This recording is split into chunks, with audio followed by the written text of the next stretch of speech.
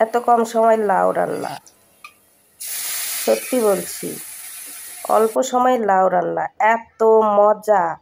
তো আজকে লাউ রান্না করছি আমি।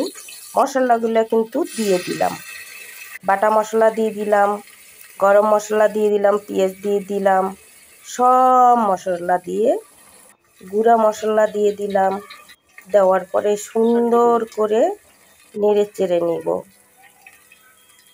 পনির মতো সব কিছু দিয়ে সুন্দর করে নেড়ে চেড়ে নিয়ে, সহজ এই রান্না, খুব দ্রুত হয় এই রান্না। ডাউল দিয়ে দিলাম,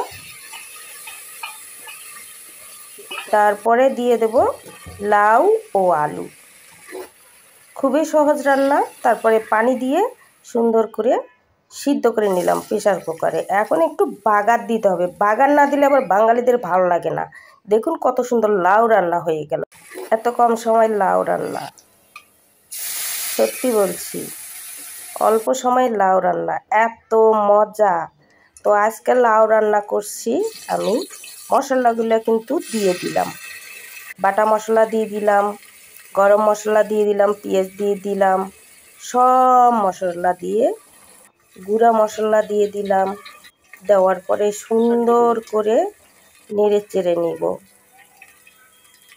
পনির মতো সব কিছু দিয়ে সুন্দর করে নেড়ে চেড়ে নিয়ে, সহজ এই রান্না, খুব দ্রুত হয় এই রান্না। ডাউল দিয়ে দিলাম, তারপরে দিয়ে দেব লাউ ও আলু। খুবই সহজ রান্না। তারপরে পানি দিয়ে সুন্দর করে সিদ্ধ করে নিলাম প্রেসার কুকারে। এখন একটু বাগার দিতে হবে, বাগার না দিলে আবার বাঙালিদের ভালো লাগে না। দেখুন কত সুন্দর লাউ রান্না হয়ে গেল।